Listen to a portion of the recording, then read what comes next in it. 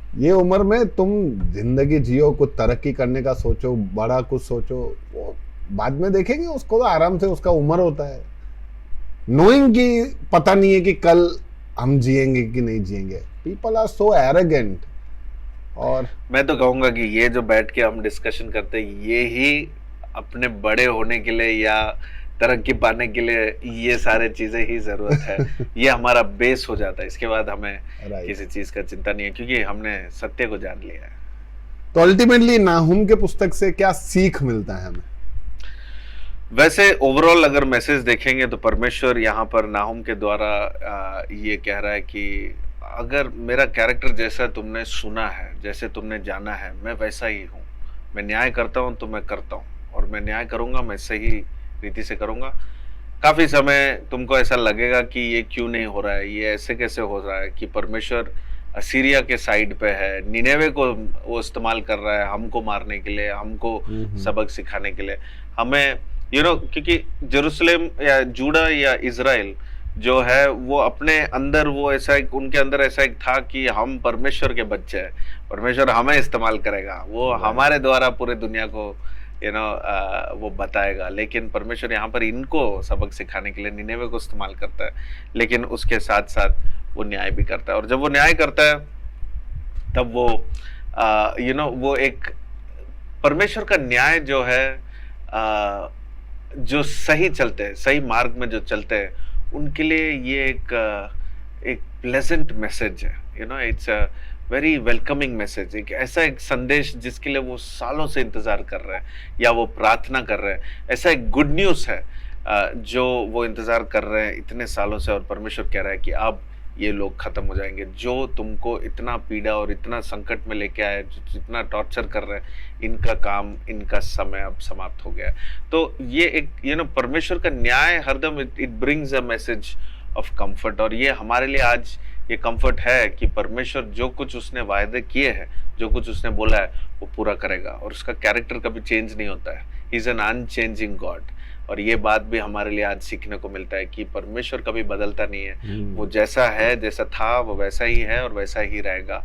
और परमेश्वर यहाँ पर फर्स्ट चैप्टर में बहुत सारे टाइटल्स ऐसे यूज किए हैं। परमेश्वर का एट्रीब्यूशन किया गया है कि वो उसके अंदर जो परमेश्वर ने अगर कुछ सोच लिया कि हम उसके हैं तो हम उसके हैं, वो हमें बचा लेगा, वो हमें कुछ भी कर वो हमें सीधे मार्ग में लेके आएगा। तो परमेश्वर के प्रेम के बारे में, परमेश्वर के धीरज के बारे में यहाँ पर बहुत अच्छे से वर्णन किया गया है कि नाहुम यहाँ पर समझाता है कि देखो, परमेश्वर बहुत धीरज रखता है, वो बहुत ही आराम से वो देखेगा, वो समय देगा सबको। लेकिन ऐसा भी समय आएगा जहाँ पर वो कह रहेगा अब टाइम अप अब तो मैं न्याय करूंगा। तो जितना वो प्रेम कर रहा है उसके साथ साथ वो न्याय भी करता है। ये परमेश्वर का कैरेक्टर है, ये दो साइड का कैरेक्टर है कि एक साइड प्रेम, एक साइड न्याय, और दोनों एक साथ ही चलता है। तो ये एक अनोखे एक स्वभाव है परमेश्वर का, जो हम अपने जिंदगी में भी हमको लेकर चलना चाहिए। राइट, अमेजिंग, बहुत अच्छा सीखने को मिल जाता है। इनके कामों को जिन्होंने भी लिखा है वो सब आज हम जिंदगी में परमेश्वर के वचन को लेकर हम कितना कुछ सीख सकते हैं, सीखना चाहे तो सीख सकते हैं। यस, ठीक है केनेथ भाई, मिलता हूं मैं अगले हफ्ते। All right, thank you, God bless. या